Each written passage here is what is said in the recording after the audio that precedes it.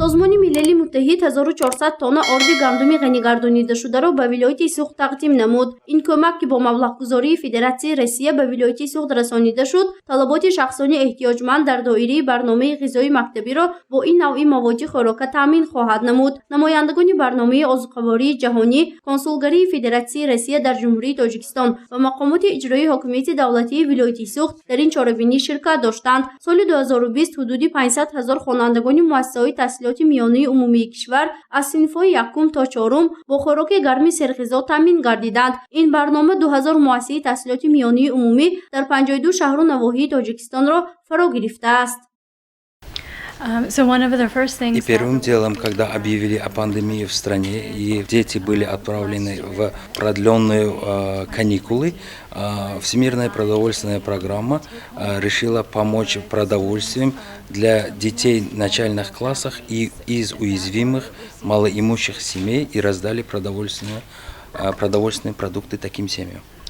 در حدود ولایت سوخت برنامه غذایی مکتبی بیشتر از 600 مؤسسه تحصیلات میانه عمومی را در 15 شهر و ناحیه فرا گرفته است. عین زمان 164,000 خوانندگان صنف‌های ابتدایی با خوراک گرم مکتبی یک وقته تامین می‌گردند. برنامه آذوقه‌واری جهانی کلانترین برنامه در تاجیکستان به شمار رفته، آن عهده‌داری عمیق تشکیلات را در راه بهبودی زندگی آدمان نشان می‌دهد.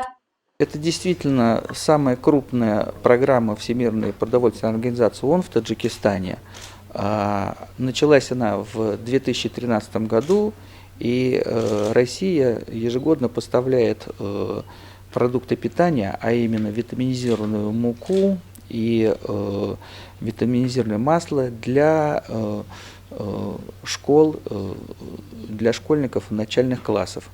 در جمهوری تاجیکستان برنامه آذوقه‌واری جهانی با دستگیری برنامه‌های رشد که به تحکیم اقتدارهای اینستیتوسیونالی مساعدت می‌نماید توجه خاص می‌دهد. از سال 1999 این جانب سازمان مذکور در یک جایگی با حکومت جمهوری تاجیکستان در سمت تطبیق و اداره‌کنی برنامه غذایی مکتبی در کشور همکاری می‌کند.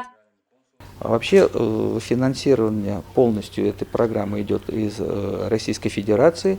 Значит, на 2020-2021 годы было выделено более 10 миллионов, то есть по 5 миллионов ежегодно.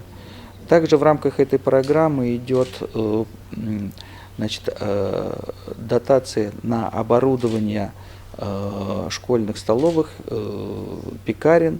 Вот в Сагдийской области таких будет 6, насколько я знаю, 4 уже должны вот в апреле вступить в работу, потому что 1 апреля закончились каникулы, школьники пошли в школу, и 2 пекарни еще как бы на стадии завершения наладки, вот, и обучения специалистов.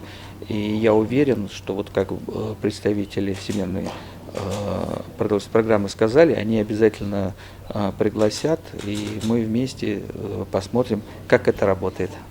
برنامه آذوقه‌واری جهانی سازمان ملل متحد تشکیلات بزرگترین بشردوستانه جهانی بوده، حیات آدمان را در حالتهای فوق‌العاده نجات می‌دهد. آینده استوار آدمان را از نیزا آفت‌های طبیعی و تأثیر تغییریابی اقلیم برقرار می‌کند. گزارش فرزانه شمسی و اعظم رحیمov برای برنامه اطلاعاتی خبر.